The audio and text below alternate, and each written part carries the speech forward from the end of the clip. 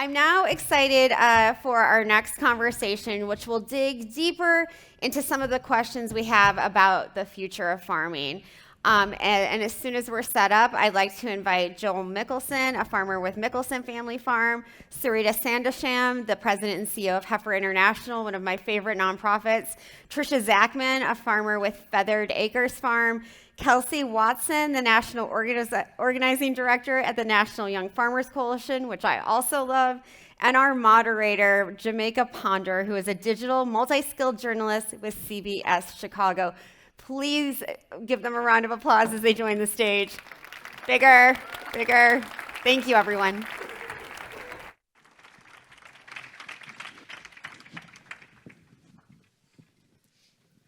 All right, hello, everyone.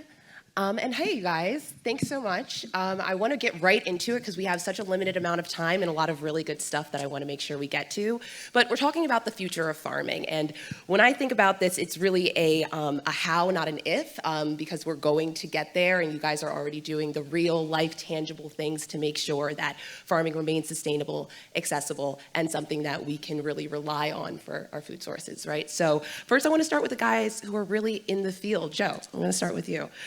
I want to hear what your day-to-day practices, the most important thing that you rely on to ensure that your family has a future in farming. And I know there are a couple things because we got to kind of email beforehand, but of the points that you brought up, can you talk to me about what is the backbone of keeping your generational family farm going? Yeah, so I am the fifth generation in our family farm. We've been on that same piece of ground for 150 some years now. So over the course of that time, it's been demonstrated to me by my grandfather and my father and my brothers that we are one of, in a blip of time, one of many people who are going to be trying to make a living on this piece of ground. And so it's really a mindship of stewardship, not a mindship of ownership, that has been instilled within me from a very young age. And that has looked different throughout the years at different times and with different circumstances. But one of those things that really sticks out to me in terms of stewarding the ground that we're on is not only taking care of the ground, but doing so in a way that financially is going to make sense for the future generation as well as ecologically. And so Niman Ranch provides that opportunity at the moment for us, and we're very grateful for that. But there's a mindset within young farmers, I think, that there are no opportunities in the middle. There's opportunities for going big and mass producing, and there's opportunities for the small, more niche, direct-to-consumer approaches, but there's not a lot in the middle there. And Niman provides an opportunity there where you don't have to wear every hat, but you can still make a living without going that mass production scale. And so on a day-to-day basis, that's whether it's our row crop operation or our livestock operations or whatever the case may be, it's how do we position ourselves so that we can financially do what we need to do to make a living, and also protect the health of our farm ecologically and biologically with the animals, but also do so in a way that is faithful to what we believe as stewards of this ground. Absolutely, thank you. And Trisha, you're also a farmer day to day. You talk about diversifying your streams of income, similarly to Joe, to make sure that farming is something that can stay true to you. How do you do that? I know you take education as a kind of an entryway to get people interested, but also to get them in the door and understand where their food is coming from. Could you explain to us what you do? Yeah, absolutely. So hi, I'm Trisha. I am from central Minnesota, and I started Feathered Acres Farm in 2020 when we took over the farm from my husband's family, and it's been great. We've had a lot of challenges, but I think just taking over a farm is just hard in general, and so I started agritourism on our farm, and I really had a lot of interest, and a lot of people flock from the Twin Cities because there's not a lot of options to visit an actual real farm where, you know, they are pasturing animals and you get to see a start to finish operation. We do farrow to finish, and so we just get so many people that really want to understand basic stuff because they're not exposed to that daily, and there's so many people out there that care about their food, and it's just been an amazing stream of income for us and has really helped us become better advocates for farmers, and especially for what Niman Ranch brings to us, which is that amazing niche market. I grew up on a dairy farm just down the road from where I live now, and it's an area where all these very small dairy farms, they're all gone, and that, it's just really sad. So when you drive out to central Minnesota, you'll see lots of, small dairy farms, you'll see the silos, and they're not dairy farms anymore. So I'm on an old dairy farm site, and we got a grant last year, and we're taking that money and it's helping us, change up the facility that we do have to fit a hog operation. My dad is still a dairy farmer. He milks about 80 cows, and there's just not many people like him left, and it's just sad. So I guess for us, the agritourism part is a really big thing that I feel like has really launched our farm and has really helped communicate what regenerative farming is, which is something that we educate people on when they come out. And I am an agronomist too, so it definitely fills my cup to talk about science, and it's great. So thank you. Education, and we were talking about this earlier, really is the thoroughfare through which people are going to better understand not only where their food is coming from, but how it is being pulled from the earth. And so, Surita, Kelsey, I'd kind of like to throw this one to either of you, both of you. How does that inform your work, leaning on education, advocacy for farmers? Can you talk to us about how, in trying to ensure that we have a healthy, sustainable future of farming, you use teaching people and bringing them into the conversation? Go ahead. Me first? Or sure. So my organization, the National Young Farmers Coalition, we focus really strictly on federal food and agricultural policy. And we work with a network of farmers across the country who really inform us on what they want to see change. Our entire mission is around building power for the next generation of farmers. And we find that through discussions with them, we have a policy council as well of young farmers who help inform the work that we do. So we kind of get to do the conversations with folks on the Hill and get informed by people on the ground. And young farmers have a lot of barriers to entry. I mean, even with Joe and Trisha here, these folks are coming from family farms. And a lot of people have land that has been in their family for generations. That's not the case for a lot of farmers, and land access and access to markets are one of the biggest barriers, the largest barrier to access for farmers. And we really, really believe that farmers are their own best advocates. And so in helping people to empower them to tell their own story, have conversations with their legislators is really one of the ways that we get a lot of work done. And we're sitting in Iowa, which is a massively important state in the scope of federal legislation. I also am sure that many of you are familiar with the Farm Bill, which has lots of, and in theory it should be passed every 5 years. We're hitting about the almost 1 year delay mark of passing a new one. But there are, I think, 4 between Senate and House Ag Committee members that sit here in Iowa. So we have a lot of people who are young farmers who are telling their own stories to educate their legislators about what they need and what they want to see for the future of agriculture. So my perspective is I lead an international organization that's focused on ending hunger, poverty, while caring for the earth. And I know that many of you support Heifer International, which has been around 80 years. We, in fact, have a former board member here as well. And I want to just say that the focus of the work in the 80 years has been about paying attention to the smallholder farmer families. And it's through them that you educate ourselves about the agricultural sector. It is about stewarding the land. It's also about production of the land. And it's also about thinking about it from a multi-generational standpoint. We're in 19 countries in 3 regions, and context matters. And so on the African continent, we are looking at the younger generation, recognizing that their families don't want them to get into the farming sector. However, they have a lot of innovation, a lot of ideas in terms of technology. And so we're supporting them in their technology so that they can support their families and think about this from a multi-generational standpoint. I think the other piece that we're looking at in Heifer is how do you look at the systems in a more integrated way? It's not just about the value chain and getting to a value production. It's also about thinking about the environment. It's also about thinking about health. All of these systems connect.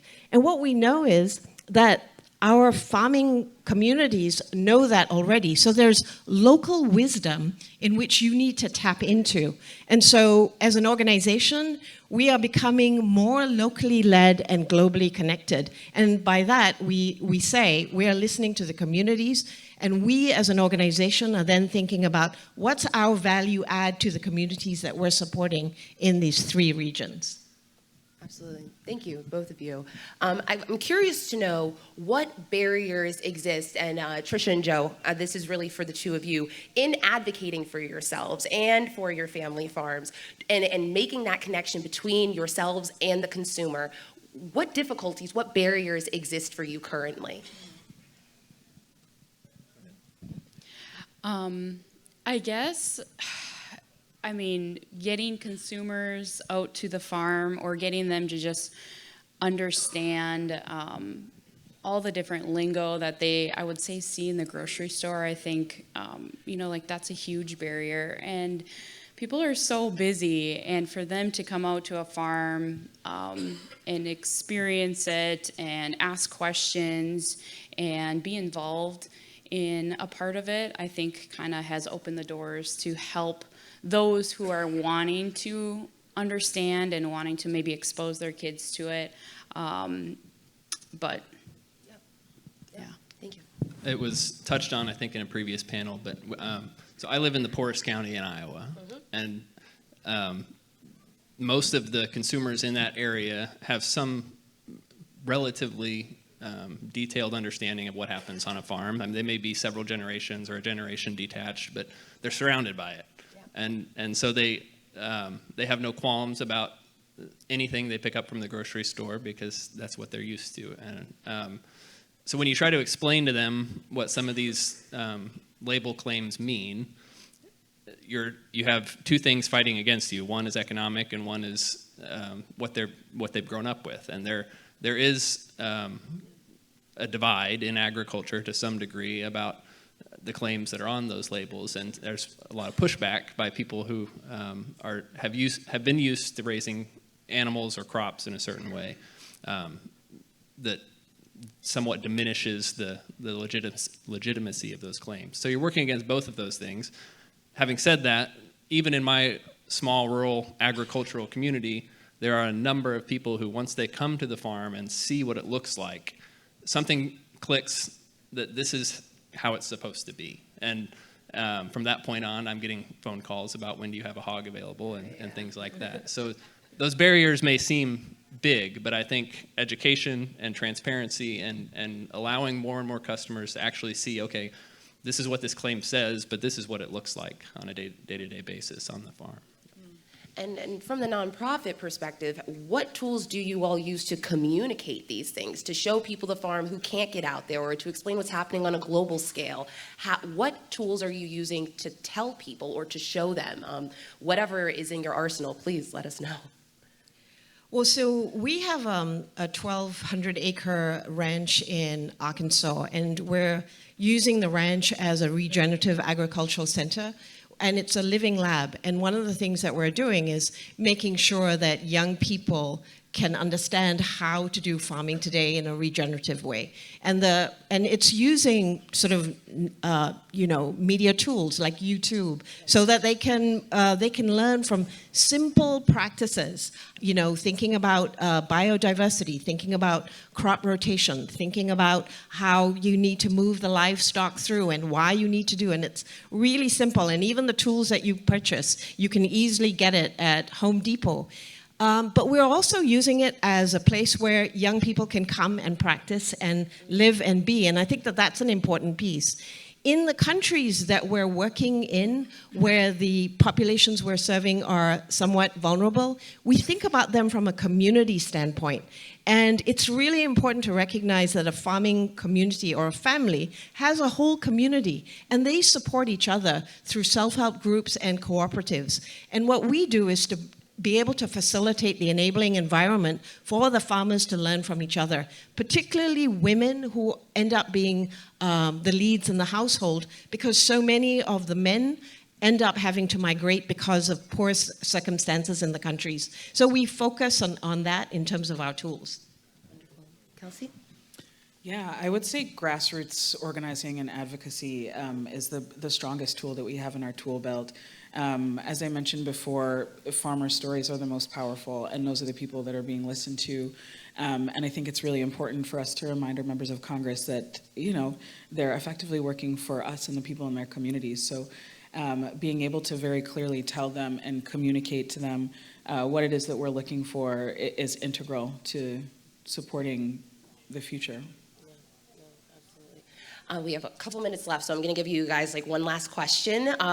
But as we wrap up our discussion around the future of farming, I want to know what you see in your own day-to-day being the one thing that hasn't happened yet, that you are looking to have click, whether it's folks getting a better understanding of what's happening on a day-to-day, having better avenues of communication with consumers, whatever it might be. What is the thing that's still in the works for you and your day-to-day work? I know it's kind of lofty. Please. Me? Yeah, yeah. Sorry. I guess I feel like as time goes on, hopefully there's not going to be less farms, and hopefully more of the smaller farms will kind of rise up, and there will be a bigger future for them. But just really communicating how they work and how important they are. And I feel like we're still working on that to kind of click in society today. So I just feel like the education piece is. Yeah, thank you. So I think that with land prices getting as high as we've seen them here in the last few years and things like that, farmers my age are recognizing that we've got to get as many dollars per acre as we can get to make this thing work. And rather than going off and getting and expanding and getting more acres, we got to figure out ways to better utilize the acres we have. And that's a conversation that farmers are having all the time across the industry, no matter where you're at. But usually, at least in my experience, what's never mentioned or what's rarely mentioned is opportunities like niche meat production and things like that. It's always more, how can we use more precision planting or fertilizing or things like that. But the conversation of alternative ways to provide income to the land base that you already have from a farmer perspective, I think is a huge opportunity for especially young farmers who are not ready to leverage millions of dollars for marginal ground. This is a tough question. I think in the work that I get to do, we see very clearly how incredibly slow and tedious and frustrating and incremental federal policy can be. And so I think that it would be tough to say these things are not happening or they haven't happened, because you have a lot of incredible advocates and people across the country who are doing a lot of work to make these things happen. But I think I would like to eventually get to the point where we are seeing legislation that is passed in support of small farmers and their well-being, rather than the interests of people that we don't want to be in their interest. And we're getting there. We're getting there, and we're seeing changes every day. And hopefully we'll see a lot more support with this next Farm Bill. Wonderful. So I don't think there's one thing, given the complexity of the issues and just listening to the farmers and then, being out there yesterday on the farmland.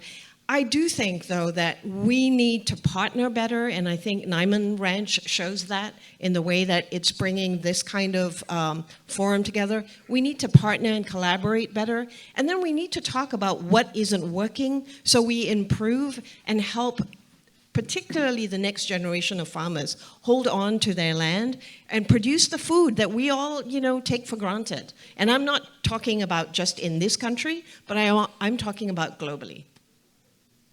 Thank you all. That was my last question. So I really, really appreciate your insight, and we're going to wrap it up. Thank you all so much. Thank you. Give it up for Jamaica and these panelists. What an incredible conversation. Thank you all so much.